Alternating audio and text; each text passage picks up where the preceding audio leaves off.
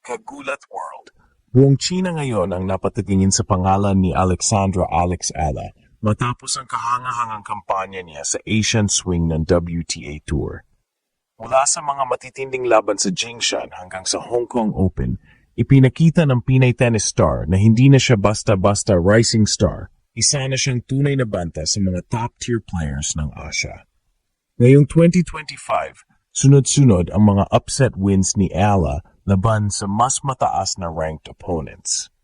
Ang bawat panalo ay naging hakbang papunta sa kanyang career-high WTA ranking, ang pinakamataas na narating ng isang Pilipina sa kasaysayan. Sa mga court ng China, siya ang naging usap-usapan ng mga fans at tennis analysts. Tinuring siyang isa sa mga pinaka-exciting young players sa rehiyon dahil sa kanyang fearless playstyle at disiplina sa court.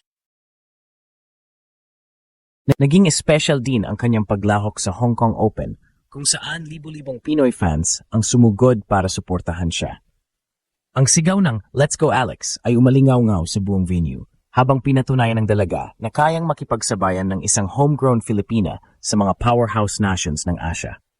Kahit natalo sa round of 16, ang paraan ng kanyang paglaban, matapang, kalmado at puno ng puso ay nagiwan ng malalim na impresyon sa mga Chinese spectators at international scouts. Ngayon, itinuturing na si Ala ang bagong mukha ng Asian tennis. Sa mga paparating na torneo sa China, Japan at Thailand, tiyak na mas maraming fans at organizers ang aabang sa kanya. Pero kasabay ng papuring ito, may dala ring pressure, ang pananatiling consistent at pag-abot sa mas mataas na antas ng kompetisyon.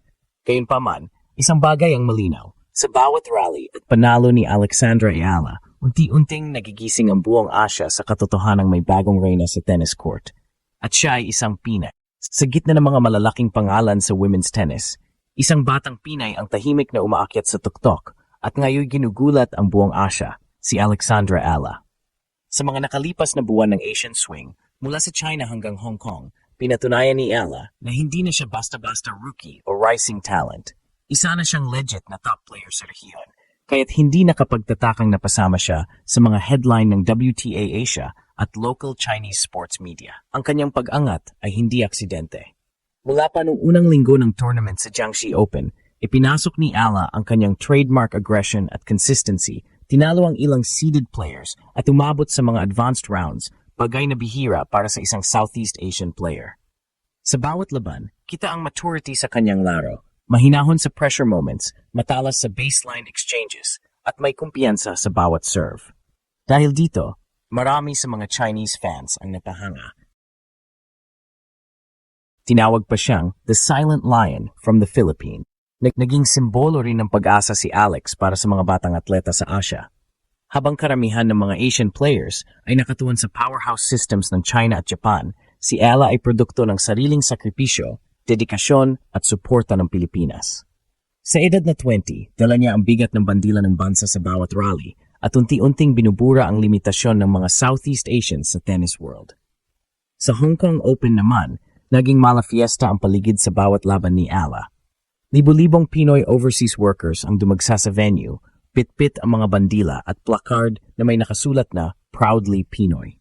Nang makita siya sa center court, sumigaw ang karamihan, hindi lang bilang fans ng tennis, kundi bilang mga kababayang naniniwala na kayang makipagsabayan ng isang Pinay sa mga higante ng Asia.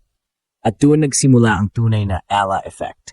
Maging ang Chinese media ay nag-ulat kung paanong ang isang 20-year-old Filipina ay nakakapukaw ng ganitong klase ng suporta. Hindi lang siya tinuring na outsider, kundi isang bagong inspirasyon. Sa bawat forehand at backhand winner niya, tila sinasabi ni Alex sa buong Asia, narito na ang Pilipinas, at hindi na kami basta manonood lang. Matapos ang matagumpay na kampanya sa Hong Kong Open, unti-unti nang kumakalat sa buong Asia ang pangalan ni Alexandra Ayala, isang homegrown Pinay na patuloy na ginugulat ang tennis world. Mula sa mga headline ng South China Morning Post hanggang sa mga sports features ng WTA Asia Channel, binansagan siya ngayon bilang the unexpected star of Asian tennis.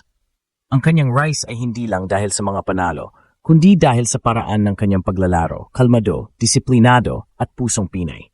Sa bawat laban niya, kapansin-pansin ang maturity na bihirang makita sa mga kabataang atleta.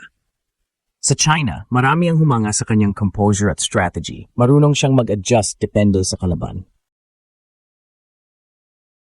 Kung agresibo ang opponent, pinapabagal ni Ala ang tempo.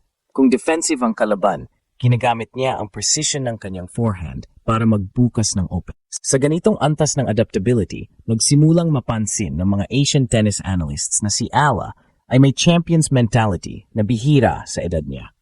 Hindi rin may kakaila ang kanyang epekto sa tennis culture ng Pilipinas.